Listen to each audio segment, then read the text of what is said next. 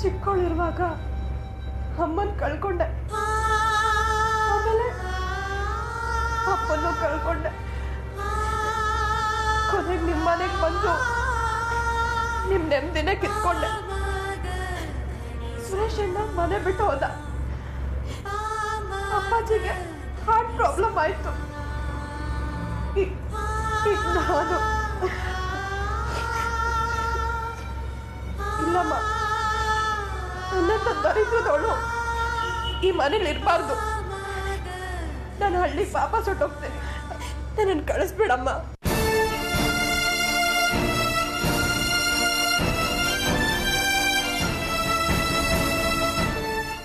ಯಾಕೆ ಹೇಗೆ ಮಾತಾಡ್ತಿದ್ಯಾ? ನೊಂದು ಹೋಗಿರೋ ನಮ್ಮ ಮನಸ್ಸುಗಳಿಗೆ ಅಷ್ಟೋ ಇಷ್ಟೋ ನೆಮ್ಮದಿ ಸಿಗ್ತಾ ಇದೆ ಅಂದರೆ ಅದು ನಿನ್ನಿಂದ ಕಣೆ. ನೀನು ನಮ್ಮನ್ನು ಬಿಟ್ಟು ಹೋಗ್ತೀಯ ಅಂದರೆ ನಾವು ಅನಾಥರಾಗ್ಬಿಡ್ತೇವೆ. ಅಮ್ಮ, ಇರೋ ಅಲ್ಪ ಸ್ವಲ್ಪ ನೆಮ್ಮದಿನೂ ಕಿತ್ಕೊಳ್ತೀನಿ ಅನ್ನೋ ಆಸೆ ನಿನಗಿದ್ರೆ ಖಂಡಿತ ಹೋಗಮ್ಮ, ನಾವೇನು ತಡೆಯಲ್ಲ.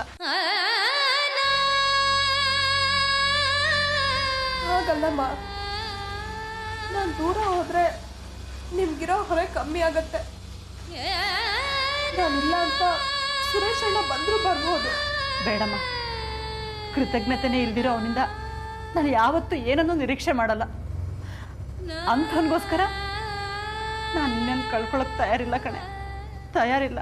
ಅಮ್ಮ, ಹುಟ್ಟಿದಾಗಿಂದ ಹಳ್ಳಿಲೇ ಬೆಳೆದು ಅಲ್ಲಿ ನೀಯತ್ತು ಒಳ್ಳೆತನ ಇರೋನ್ನ ನೋಡಿ ಪ್ರಪಂಚದಲ್ಲಿ ಎಲ್ಲರೂ ಹಾಗೆ ಇರ್ತಾರೆ ಅಂತ ನಾನು ಅನ್ಕೊಂಡ್ಬಿಟ್ಟಿದ್ದೆ. ಆದರೆ ಈ ಸಿಟಿ ಅನ್ನೋದು ನಾನು ಅನ್ಕೊಂಡಿರೋದನ್ನೆಲ್ಲ ಸುಳ್ಳು ಮಾಡಿಬಿಡ್ತು. ಇಲ್ಲಿನ ಸಿಂಗಾರ ತಳುಕು ಬಳುಕು ಎಲ್ಲ ಹೊರನೋಟಕ್ಕಷ್ಟೇ ಚಂದ, ಆದರೆ ಒಳಗೆ ನೋಡಿದ್ರೆ ಹತ್ತಿ ಹಣ್ಣಿನ ಹಾಗೆ ಬರೀ ಹುಳುಕು ಕೊಳುಕು.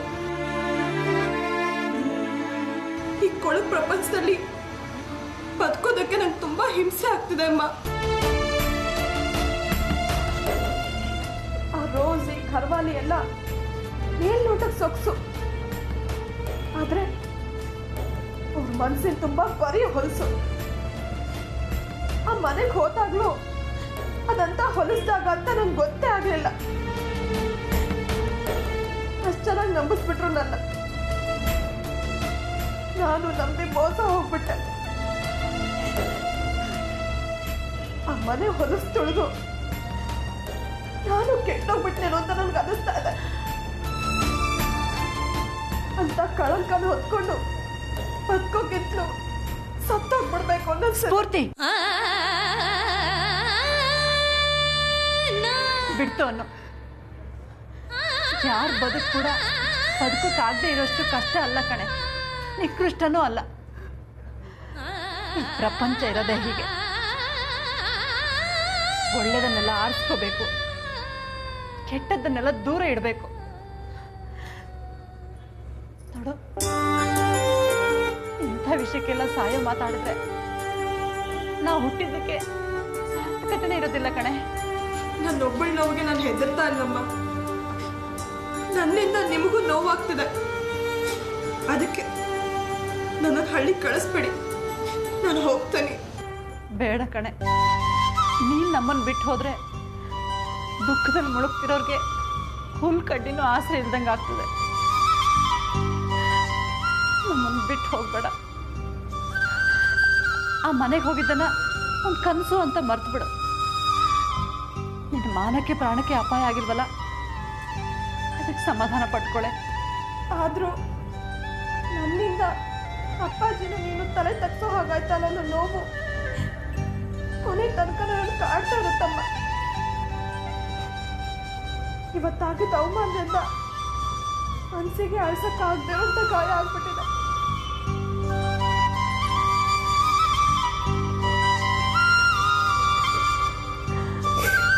ಸ್ಫೂರ್ತಿ, ಇದಕ್ಕೆಲ್ಲ ಕಾಲನೇ ಉತ್ತರ ಕೊಡುತ್ತೆ ಕಣೆ.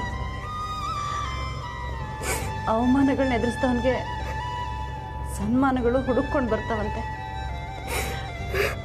ಆ ಭರವಸೆ ಮೇಲೆ ಧೈರ್ಯ ತಂದ್ಕೊಳೆ. ಆಗಿದ್ದೆಲ್ಲ ಮರೆತು ಮನಸ್ಸು ಗಟ್ಟಿ ಮಾಡ್ಕೊ. ಎಲ್ಲ ಒಳ್ಳೇದಾಗುತ್ತೆ, ಎಲ್ಲ ಒಳ್ಳೇದಾಗುತ್ತೆ.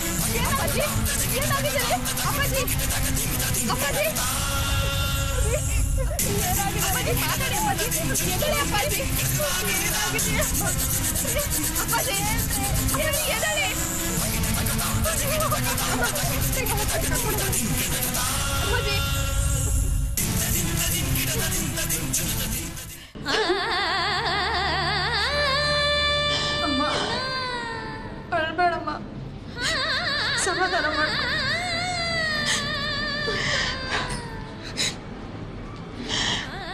ಅಳ್ತೆ ಇನ್ನೇನೇ ಮಾಡ್ಲಿ,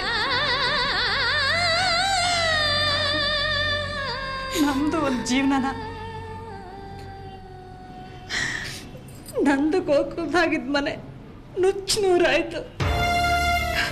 ಅಲ್ಲ, ಕೊಡ್ತಾನೆ ಅಂತ ದೇವ್ರು ನಮ್ಗೆಲ್ಲ ಇಷ್ಟೊಂದು ಕಷ್ಟ ಕೊಡೋದ? ನಿಜವಾಗಿ ಆ ದೇವ್ರಿಗೆ ಕಣ್ಣಿಲ್ಲ ಕಣೆ, ಕಣ್ಣಿಲ್ಲ. ಅಮ್ಮ, ಆವೇಶದಲ್ಲಿ ಏನೇನೋ ಮಾತಾಡ್ಬೇಡ. ಎಲ್ಲ ಒಳ್ಳೇದಾಗುತ್ತೆ ಅಂತ ತಿಳ್ಕೊಂಡು ಧೈರ್ಯ ತಂದ್ಕೊಂಬ. ಏನೇ ಒಳ್ಳೇದು? ಏನು ಒಳ್ಳೇದಾಗತ್ತೆ? ಆಗೋದಿಲ್ಲ ಒಳ್ಳೇದಕ್ಕೆ ಅಂತ ಯಾರೇ ಹೇಳಿದ್ದು?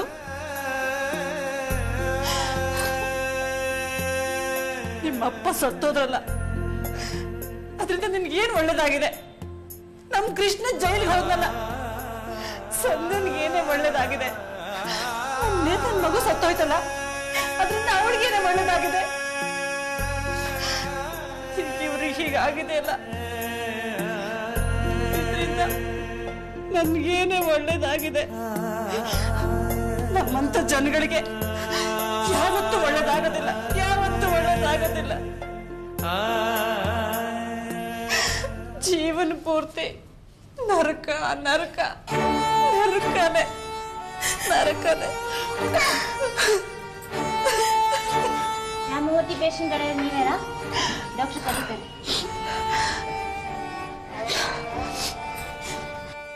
ಕೂತ್ಕೊಳ್ಳಿ. ನೋಡಿಮ್ಮ, ನಿಮ್ಮ ಯಜಮಾನರಿಗೆ ಮೆಂಟಲಿ ಶಾಕ್ ಆಗಿರೋದ್ರಿಂದ ಅವ್ರಿಗೆ ಸ್ಟ್ರೋಕ್ ಆಗಿದೆ. ಮೊದಲೇ ಅವ್ರಿಗೆ ಹಾರ್ಟ್ ಪ್ರಾಬ್ಲಮ್ ಬೇರೆ ಇದೆ. ಇವಾಗ ನೀವು ಅವ್ರನ್ನ ಎಷ್ಟು ಜೋಪಾನವಾಗಿ ನೋಡ್ಕೋತೀರೋ ಅಷ್ಟು ಒಳ್ಳೇದು. ಇಲ್ಲದೆ ಹೋದರೆ ಅವ್ರ ಪ್ರಾಣಕ್ಕೆ ಅಪಾಯ.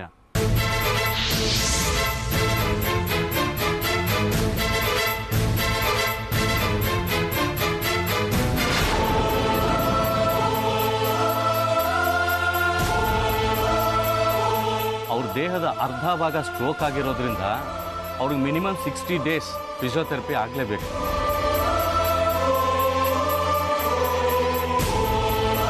ಈಗ ಸದ್ಯಕ್ಕೆ 1 ವಾರ ಇಲ್ಲೇ ಇರಲಿ.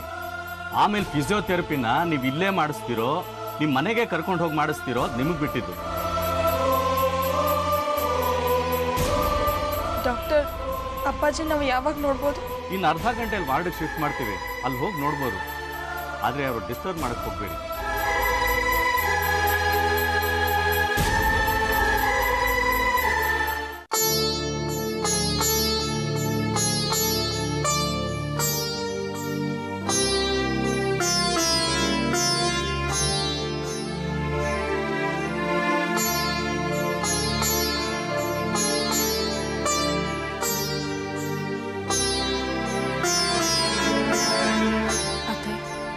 ಇದೆಲ್ಲ ಹೇಗಾಯ್ತು?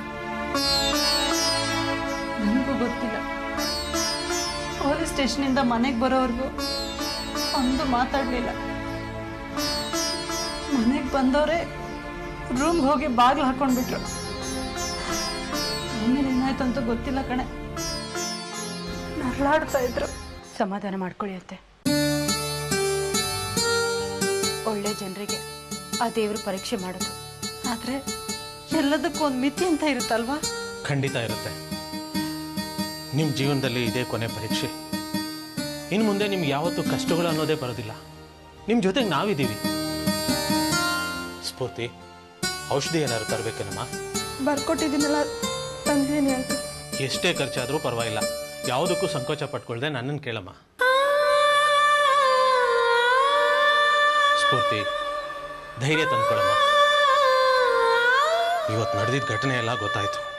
ಅದಕ್ಕೆ ಆ SIಗೂ ಗರ್ವಾಲಿಗೂ ಮುಖದಲ್ಲಿ ನೀರಿಳಿಸಿ ಬಂದಿದ್ದೀನಿ. ರೋಸಿ ಈ ರೀತಿ ನಿನ್ನ ಮೇಲೆ ಸೇಡ್ ತೀರ್ಸ್ಕೊತಾಳೆ ಅಂತ ಅನ್ಕೊಂಡಿರ್ಲಿಲ್ಲ. ನಿನ್ನಂತ ಒಳ್ಳೆ ಹುಡುಗಿ ಮೇಲೆ ಈ ರೀತಿ ಅಪವಾದ ಹೊರಿಸೋದ? ಛೇ, ಅವ್ರಿಗೆಲ್ಲ ಸರಿಯಾಗಿ ಬುದ್ಧಿ ಕಲಿಸ್ಬೇಕು. ಬೇಡ, ಬಿಟ್ಬಿಡಿ ಅಂಕಲ್. ಇದೆಲ್ಲ ನಮ್ಮ ಗ್ರಾಚಾರದಿಂದ ಆಗಿರೋದು. ಆ ರೋಸಿ ಇದಕ್ಕೆಲ್ಲ ಒಂದು ನೆಪ ಅಷ್ಟೆ. ಅವ್ಳು ನಿಜವಾಗ್ಲೂ ತಪ್ಪು ಮಾಡಿದ್ರೆ ಅವಳಿಗೆ ಶಿಕ್ಷೆ ಆಗೇ ಆಗತ್ತೆ. ನೋಡು, ನಿನ್ನಲ್ಲಿ ಇಷ್ಟೆಲ್ಲ ಒಳ್ಳೆತನ ಇರೋದ್ರಿಂದಾನೆ ನಿಂಗೆ ಇಷ್ಟೆಲ್ಲ ಕಷ್ಟ ಬರ್ತಾ ಇರೋದು. ಈ ಕಾಲದಲ್ಲಿ ತುಂಬ ಒಳ್ಳೆಯವರಾಗಿರೋದು ದೊಡ್ಡ ಅಪರಾಧ ಸ್ಫೂರ್ತಿ. ಅದೆಲ್ಲ ನಂಗೆ ಗೊತ್ತಿಲ್ಲ. ಅಪ್ಪಾಜಿ ಹೇಳ್ಕೊಟ್ಟಿದ್ದಾರೆ, ನಾನು ನಡೀತಾ ಇದ್ದೀನಿ ಅಷ್ಟೆ. ಸದ್ಯಕ್ಕೆ ಇವ್ರು ಬೇಗ ಹುಷಾರಾದ್ರೆ ಸಾಕು. ಚಿಂತೆ ಮಾಡಬೇಡಮ್ಮ. ಬೀಗರು ಕನಸಿನಲ್ಲೂ ಯಾರಿಗೂ ಕೆಟ್ಟದನ್ನು ಬಯಸ್ತವ್ರಲ್ಲ, ಅವರು ಖಂಡಿತ ಕೆಟ್ಟದಾಗಲ್ಲ. ಇದೆಲ್ಲ ಜೀವನದಲ್ಲಿ ಬಂದು ಹೋಗೋ ಏರುಪೇರುಗಳಷ್ಟೇ. ಖಂಡಿತ ಎಲ್ಲ ಒಳ್ಳೇದಾಗತ್ತೆ. ನೇತ್ರ, ಸುರೇಶ ಬರ್ಲಿಲ್ವಮ್ಮ? ಅದು ಅದೇ, ಅವ್ರಿಗೊಂದು ಇಂಪಾರ್ಟೆಂಟ್ ಮೀಟಿಂಗ್ ಇದೆ ಅಂತ. ಅದನ್ನು ಮುಗಿಸ್ಕೊಂಡು ಸೀದಾ ಆಸ್ಪತ್ರೆಗೆ ಬರ್ತೀನಿ ಅಂದರು.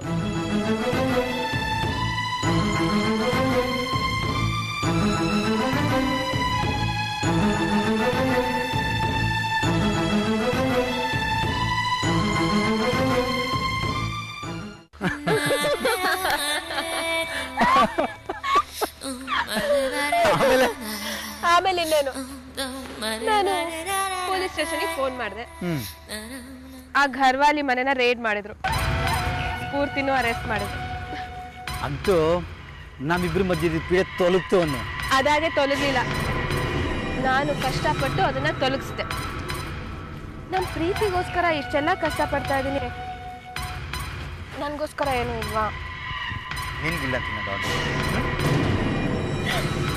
ಈ ಮುತ್ತು ಬದಲು ಒಂದು ಮುತ್ತಿನ ಸರನಾದ್ರೂ ಕೊಡಿಸ್ಬೋದಿತ್ತು. ಅಷ್ಟೇ ತಾನೇ? ಈಗಲೇ ಕೊಡಿಸ್ತೀನಿ. ಶಾಪಿಂಗ್ ಹೋಗೋಣ. ಹಾಂ, ಕಮಾನ್.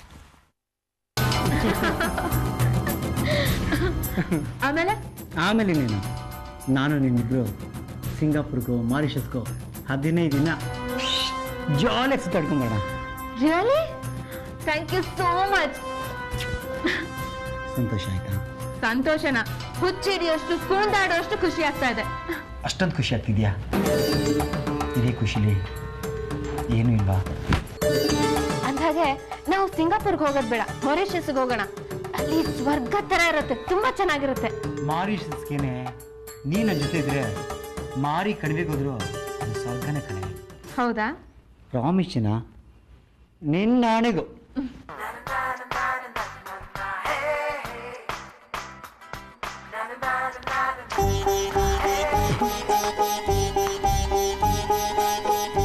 ಯಾವ್ದು ಡಿಯರ್ ಫೋನು?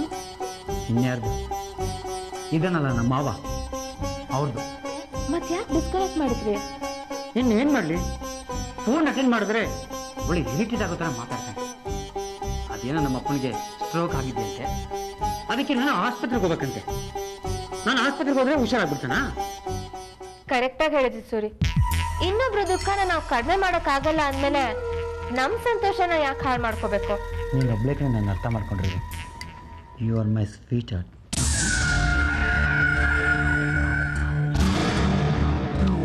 ಟೈಮ್ ಆಯಿತು, ನಾನು ಅರ್ಜೆಂಟಿಗೆ ಹೋಗ್ಬೇಕು. ಸ್ವಲ್ಪ ಕೆಲಸ ಇದೆ, ಹೋಗ್ಬೇಡ. ಏನು ಅಪ್ಪ ನೋಡಕ್ ಹೋಗ್ತಾ ಇದ್ದೀರಾ? ಛೇ, ಅಪ್ಪು ನಾನು ಯಾಕೆ ನೋಡೋಕೆ ಹೋಗಿ? ಈ ಸಮಯದಲ್ಲಿ ಅವ್ರನ್ನ ನೋಡೋಕೆ ಹೋದರೆ ನಾನು ಭಾಳ ಚೀಪ್ ಆಗ್ಬಿಡ್ತೀನಿ. ಮಗನ ಬೆಲೆ ಏನು ಅಂತ ಅವ್ರಿಗೆ ಗೊತ್ತಾಗಬೇಕು. ನಾನು ಅವ್ರು ನೋಡೋಕೆ ಹೋಗ್ತಿಲ್ಲ ಚಿನ್ನ, ನಂಗೆ ಅರ್ಜೆಂಟ್ ಕೆಲಸ ಇದೆ. ಪ್ಲೀಸ್ ಹೋಗ್ಬೋದು. Thank you. ಬಾಯ್. ಬಾಯ್.